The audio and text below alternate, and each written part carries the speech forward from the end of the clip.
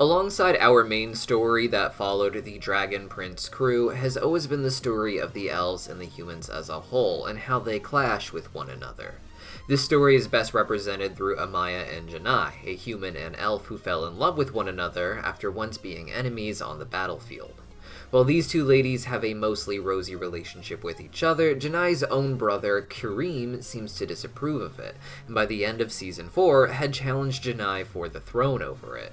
Despite not succeeding, I doubt he's going to give up that easily, however. So today, we're going to be talking about everything we know about the Sunfire Elves, and my theories about what I think might be happening in their very near future. Make sure you hit that subscribe button because we have more videos coming soon for the Dragon Prince, including a live stream interview with the cast of the show on November 26th at 1 p.m. Pacific Standard Time that you don't want to miss. And real quick, let's talk about the sponsor of today's video, Entertainment Earth, who most of you know as the best place online to get merchandise from your favorite fandoms. They were nice enough to send Hailey some cool items from Avatar: The Last Airbender, including this awesome Appa figure that is actually fuzzy, and a cool Aang laptop bag, keychain and laptop not included. With the release of Season 4 of The Dragon Prince, they even have some cool new items for the show, including this Dragon Egg keychain, these playing card sleeves, or another keychain of Erebos' little bug pal. From now until the end of the year, any in-stock purchases at the store will get 10% off when using our affiliate link ee.toy/cartoonuniverse. And on top of that, orders $39 and up will also get free shipping. This is a great website to find holiday gifts for any friends who love cartoons as much as we do, as well as anime, video games, or any of the other many fandoms that find their way to the site. Make sure you use that affiliate link in the description or pinned comment down below to get that 10% discount, and we'll include direct links to some of the items featured in this video as well. Now, on to the video. Sunfire Elves are one of the 6 species of elves in the world of the Dragon Prince, and tend to be one of the races of elf that lives the longest, having a lifespan of a couple hundred years instead of just about 1 century like Moon Shadow Elves. Additionally, Sunfire Elves are the most common type of elf in the world of Exadia.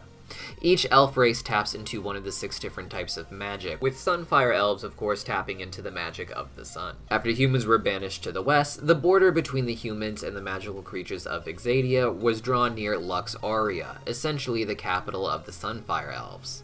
They are the elves primarily responsible for defending Exadia from human invasion by the route closest to them. This has led to conflict along the volcanic area where Amaya and Janai would first meet as enemies in the battlefield, leading their respective armies. Amaya would end up captured by the Sunfire Elves, but across the 3 seasons would earn the respect and then the love of Janai.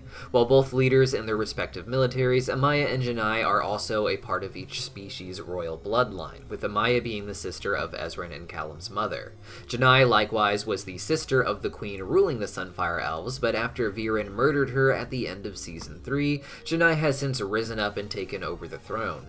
With that in mind, Amaya and Janai's relationship represents something a bit bigger than just their feelings for each other. As Karim notes, it is symbolically a union of the 2 species, a change in the way that the 2 relate to each other after a long history of violence and tragedy, and a lot of the elves, like Karim, do not like what that says about the future of their species. When Viren invaded the Sunfire territory, he ended up destroying their home, using the Sunfire Elves' own power against them.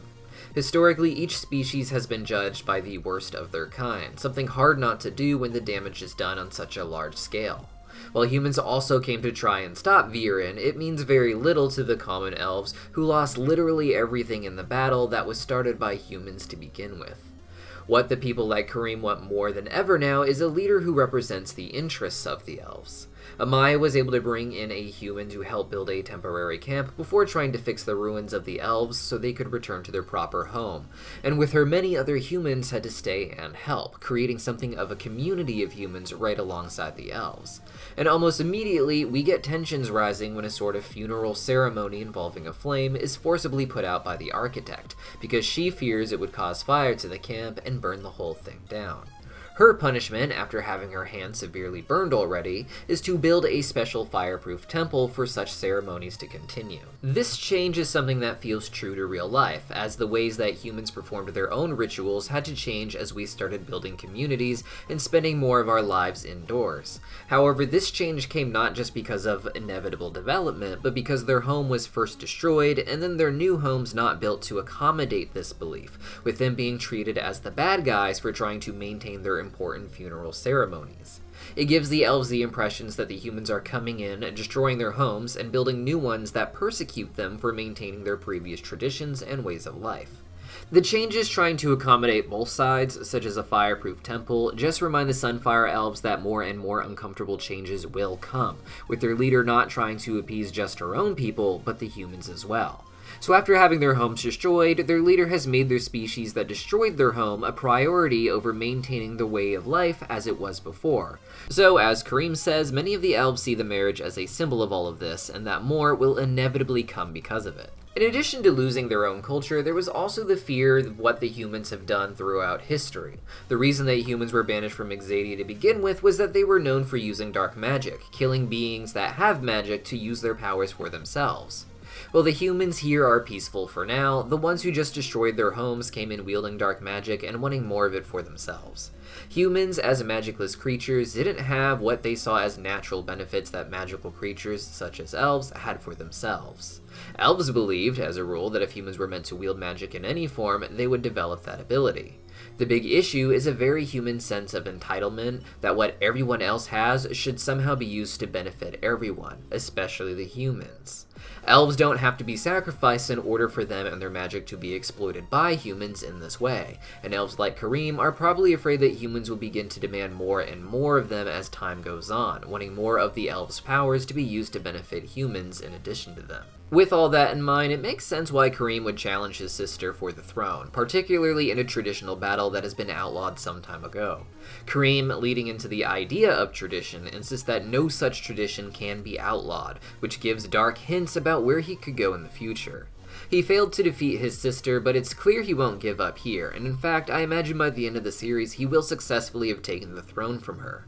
The show is meant to end in Season 7, and it may not happen until then, but with the way it's building now, I think he will definitely become a major antagonist in the show, perhaps inciting yet another war against humans. Unfortunately, the remaining humans who want to be peaceful with elves after Viren was defeated.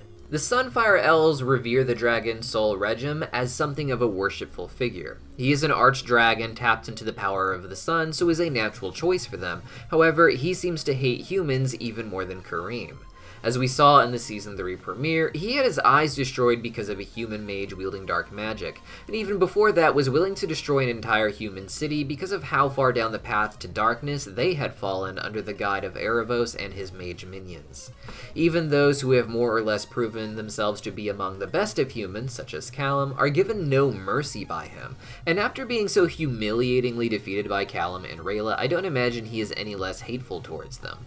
While Janai may be the queen for now, Karim and other members of the Council of Horns could go to Sol Regem for his help. It is hard to say how much he really cares for the Sunfire Elves despite their reverence for him, but his absolute hatred for the humans could easily incite quite an epic battle later in the series, with Karim leading a rebellious army, Janai torn between elves and humans, and perhaps dragons fighting on both sides if others get involved along the way. Part of the problem that the Sunfire Elves face is that they have lost not just their home, but the great Sunforge that helped them maintain power in Exadia.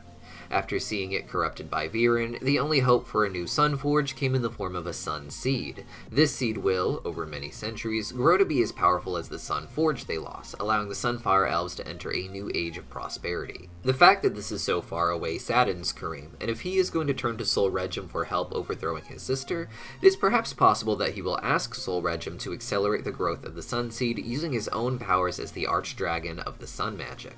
According to the Tales of Exadia book, the first Sun Primal Stone is rumored to have contained the fiery breath of Sol Regem himself, so perhaps his fire breath could be used to supercharge the Sun Seed. Having this new Sunforge could be what gives Karim the loyalty of the Sunfire Elves, turning them against Janai and fueling weaponry and power for another great war between elves and humans. And Sol Regem was already said in an interview with Aaron he has to be coming back in Season 5, so it may be happening a lot sooner than we think. But so far, these are just my theories. What do you guys think? Let me know your thoughts on Karim in the comments down below, and if you want to talk more about the Dragon Prince, join us in the Cartoon Universe Discord server. Just make sure you ask for the Netflix role when you get there to get access to the Dragon Prince and other great channels to talk about cartoons. Links as always are in the description down below. See you guys next time.